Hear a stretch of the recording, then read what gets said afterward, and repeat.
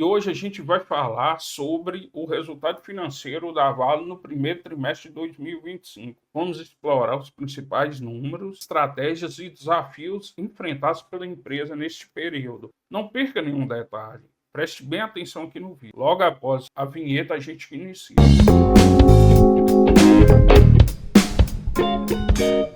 Pessoal, a Vale trouxe um resultado muito abaixo do ano passado. Se a gente comparar esse trimestre com o primeiro trimestre de 2024. A Vale apresentou um lucro líquido de 1 bilhão 394 milhões de dólares nesse trimestre. Isso é uma redução de 17% em relação ao primeiro trimestre de 2024. No entanto, este resultado também apresenta uma marca importante, que é recuperação em relação ao trimestre anterior, ou seja, o quarto trimestre de 2024, quando a empresa teve um prejuízo de 694 milhões de dólares. Esses números refletem tanto os desafios enfrentados no mercado global de commodities, quanto a capacidade da Vale de enfrentar as condições adversas. A receita líquida de vendas apresentou um valor total de 8,119 milhões de dólares. A receita líquida apresentou um total de 8 bilhões 199 milhões de dólares, uma redução de 4% se comparado ao período anterior, o período de 2024. Quanto ao EBITDA ajustado, este foi de 3 bilhões 115 milhões de dólares, mostrando uma queda de 9% em relação ao primeiro trimestre de 2024. Essas variações foram influenciadas principalmente pelos preços mais baixos de minério de ferro e de níquel, commodities que desempenham um papel central nas operações da Vale. A Vale ela é muito centrada principalmente no minério de ferro. O segundo mineral que ela consegue ter uma receita grande é o níquel. E tanto um produto quanto o outro, houve uma redução no mercado internacional, devido à desaceleração da economia mundial, principalmente do gigante asiático chamado China, pois a Vale tem mais de 50% do seu resultado de vendas de minério de ferro destinado a este país da Ásia. Ou seja, a Vale ela é extremamente dependente do que acontece na economia chinesa. Porém, a economia chinesa é uma das principais do mundo e a China é um grande exportador mundial de produtos manufaturados. Então, a China também depende tanto da sua economia local, dos produtos que são produzidos e consumidos no mercado local, quanto de uma economia forte mundial que possa absorver boa parte dessa produção manufatureira da China.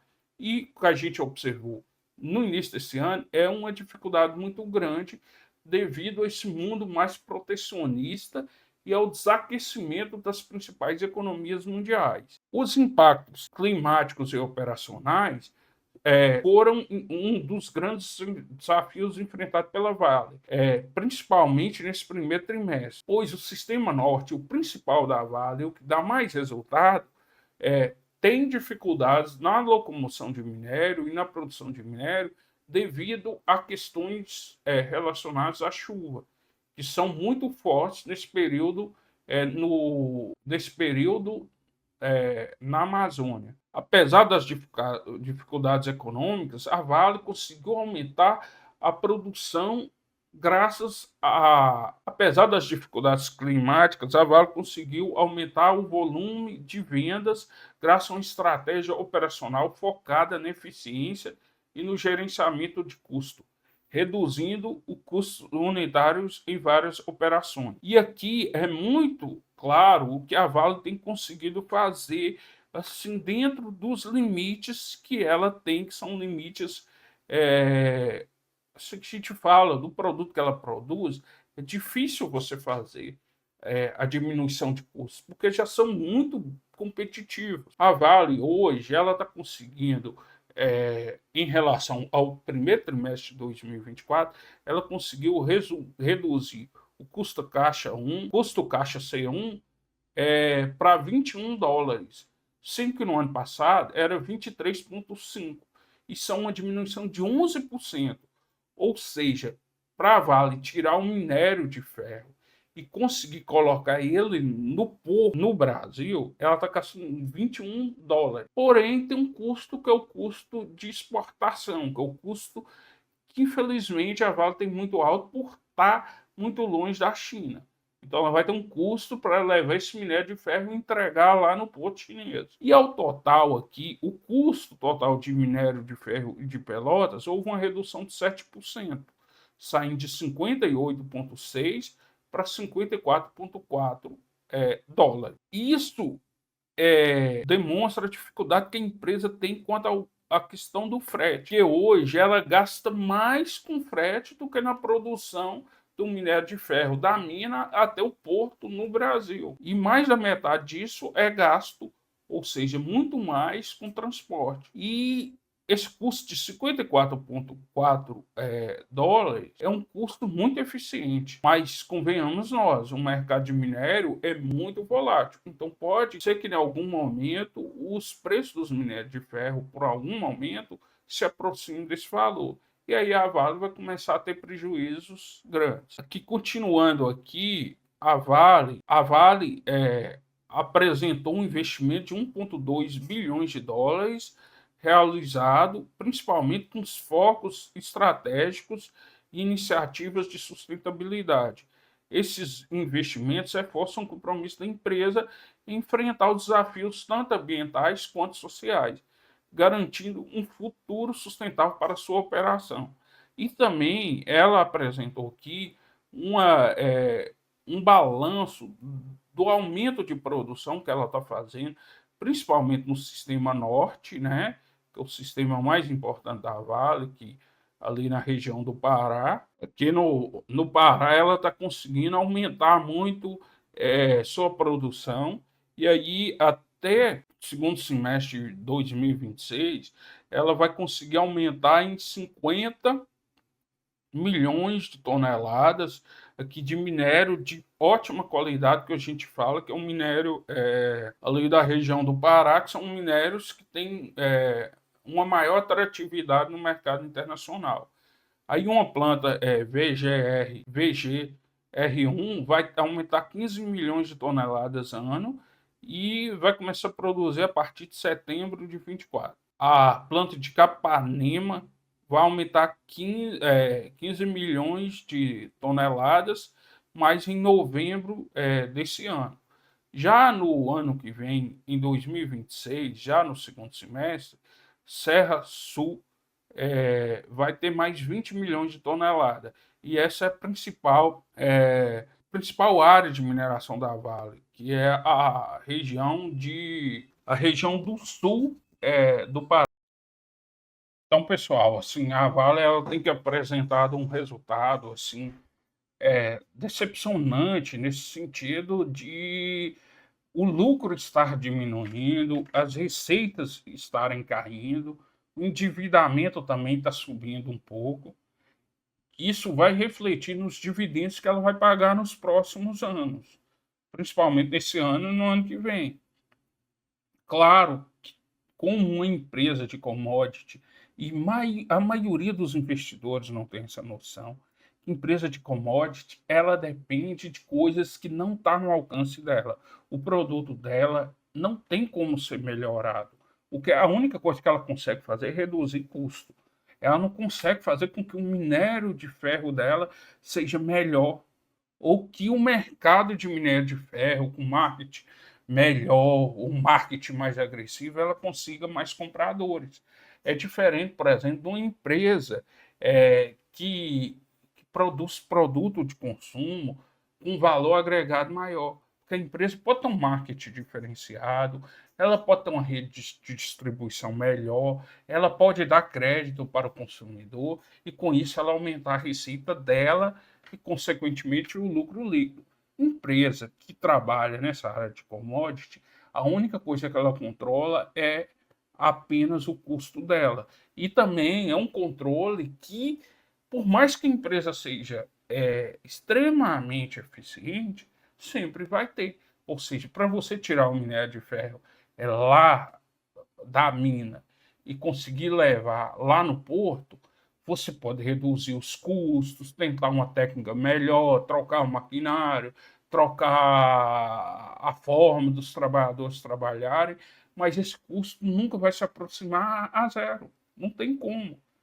Então, a Vale ela está num ano desafiador, principalmente porque o mundo está entrando numa seara de um risco de haver uma crise sistêmica. Primeiro foi o enfraquecimento da China, agora com essas medidas protecionistas do governo americano, principalmente depois da eleição do Trump, isso vai levar certamente uma possibilidade de redução do nível de produção global. Isso vai refletir também na China. E a China é a maior compradora de minério de ferro do mundo e da Vale também. Então, se há uma redução da economia mundial, significa que a Vale vai conseguir produzir menos minério de ferro, que ela vai conseguir entregar menos minério de ferro. E o problema da commodity é que ela tem um nível de equilíbrio. Se reduzir muito a produção do minério de ferro, o preço despenca. Por quê? Porque vai sobrar produto no mercado e não é vantagem a empresa estocar produto. Outra seara é se houver uma crise muito forte, as empresas mais competentes, as empresas mais robustas, com os custos menores, vão ficando no mercado e as menores, mais frágeis ou com custos mais elevados, vão saindo do mercado. Por quê? Se ficar anos e anos com aquele preço baixo, aquela empresa que tem um custo de produção, como a gente viu aqui da Vale, ela tem um custo de produção de US$ 21, mas gasta mais ou menos US$ 35 em frete para entregar lá na China. Uma empresa brasileira que produz a US$ 35 e consegue colocar lá na China com mais US$ 30, já passou da Vale, já passou do custo de produção da Vale. Uma empresa uma empresa lá, por exemplo, da Austrália, que é um grande produtor de minério de ferro, que produz um minério de ferro de baixa qualidade e com preço mais alto, ela certamente ela sairá do mercado. Então tem essa questão. A crise ela pode ser uma oportunidade para a Vale, claro, vai machucar bastante. Pode ser também uma oportunidade de adquirir empresas menores ou você eliminar a concorrência. A Vale, a BHP e a Rio Tinto são as três maiores e melhores empresas nessa área de minério de ferro. Então, se certamente o mundo de minério de ferro ficar muito ruim, a tendência é que essas três sejam as últimas a enfrentar dificuldades sérias. Primeiro vai ser outras pequenas, outras menores, outras com custo de produção maiores. Essas três serão sempre as últimas. Então é isso, pessoal. A gente encerra, não é alarmando vocês, mas assim, quem investe há muito tempo na bolsa sabe que empresa de commodity sempre tem momentos bons e momentos ruins. O Vale ganhou de dinheiro no ano de 2020, 21 e 22, também foi exuberante, assim, foi forte demais. A Vale chegou a pagar dividendos acima de R$ 10 no ano. Então, tem momentos ruins. E a Vale, nesse momento, está num momento nem é ruim. Um momento medíocre, mediano, médio. Não está ruim, mas está longe de estar bom também. Então, até o próximo vídeo. Comenta aí e vê. Você já comprou ações de empresas de commodities? Como é que você sente quando você vê a rentabilidade diminuindo e até chegando no prejuízo? O que você sente na hora? Você dá vontade de vender, você vende, você compra mais, ou você fica aguardando? Responde aí, é muito importante ouvir sua opinião.